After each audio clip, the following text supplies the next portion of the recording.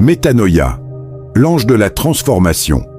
Par l'estimé pasteur Kélatéi Poté, leader fondateur des églises ambassades, Impact Divin, AID.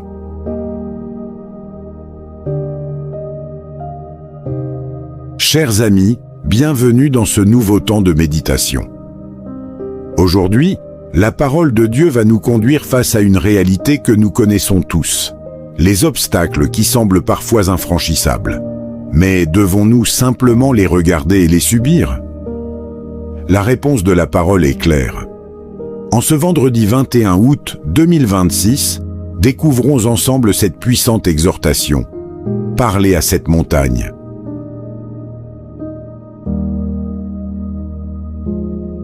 Écoutons cette déclaration prophétique adressée à Zorobabel dans Zacharie, chapitre 4, verset 7.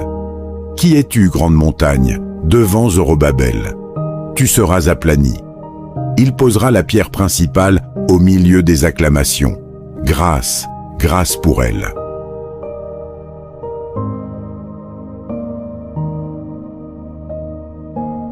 Dans le langage prophétique biblique, une montagne a plusieurs significations selon le contexte. La montagne peut signifier tantôt la présence de Dieu, tantôt une situation contraignante qui perdure, ou encore une nation.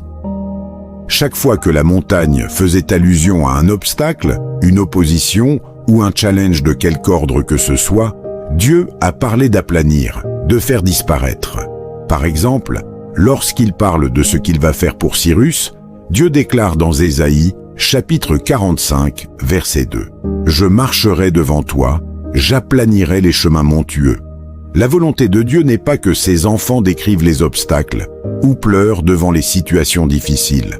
Dieu n'aime pas que ses précieux enfants se plaignent ou se lamentent face aux montagnes de ce monde.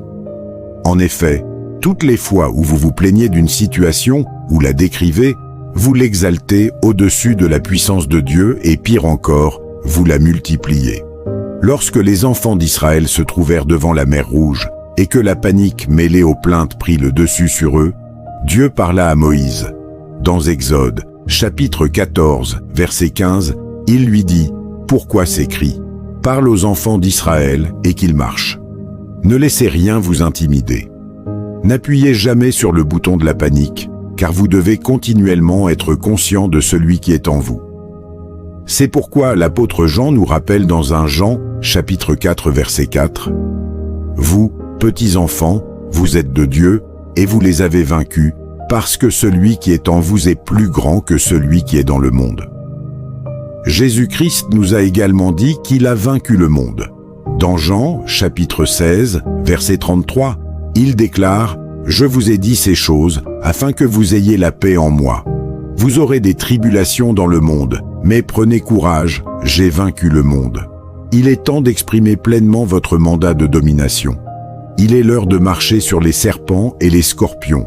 Refusez d'être mené par qui que ce soit. Vous êtes un roi ou une reine en Christ, et la parole des rois est puissante, comme nous le rappelle Ecclésiaste, chapitre 8, verset 4. Levez donc les yeux et fixez chaque montagne avec des regards de victoire et de domination. Comme Jésus parla au figuier, parlez à toutes ces montagnes, maudissez les maladies et séchez ces eaux devant vous. Puisque vous avez la foi, faites dès cet instant ce qu'il a dit dans Marc, chapitre 11, verset 23.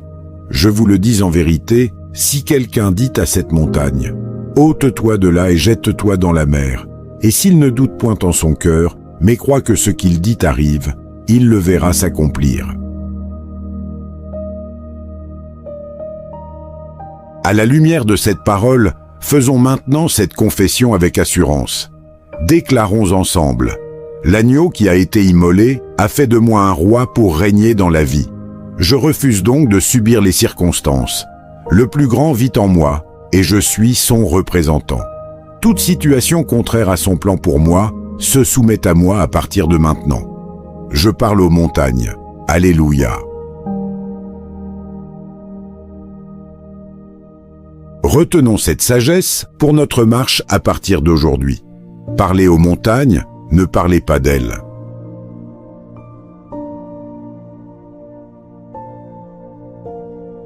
Pour aller plus loin dans cette méditation, prenez le temps de lire Marc, chapitre 4, verset 39, Jean, chapitre 11, verset 43, et Ézéchiel, chapitre 37, versets 1 à 7.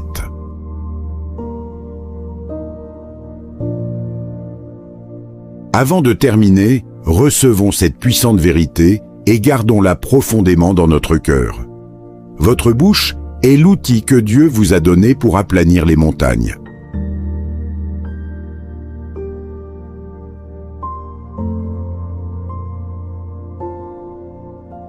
Si vous n'êtes pas encore né de nouveau, nous aimerions vous donner l'opportunité de faire de Jésus-Christ le Seigneur de votre vie. Priez maintenant avec nous de tout votre cœur. Ô Seigneur Dieu, je crois de tout mon cœur en Jésus-Christ, Fils du Dieu vivant. Je crois qu'il est mort pour moi et que Dieu l'a ressuscité des morts. Je crois qu'il est vivant aujourd'hui. Je confesse de ma bouche que Jésus-Christ est le Seigneur et le Sauveur de ma vie à partir d'aujourd'hui. Par lui et en son nom, j'ai la vie éternelle. Je suis né de nouveau. Merci Seigneur d'avoir sauvé mon âme. Je suis désormais un enfant de Dieu. Alléluia. Si vous avez fait cette prière avec foi, vous êtes désormais enfant de Dieu. Alléluia. Merci d'avoir été avec nous pour ce temps de méditation. Que la lumière de Christ éclaire chacun de vos pas et que sa parole demeure vivante dans votre cœur. Nous nous retrouvons très bientôt pour un nouveau numéro de Métanoïa, l'ange de la transformation.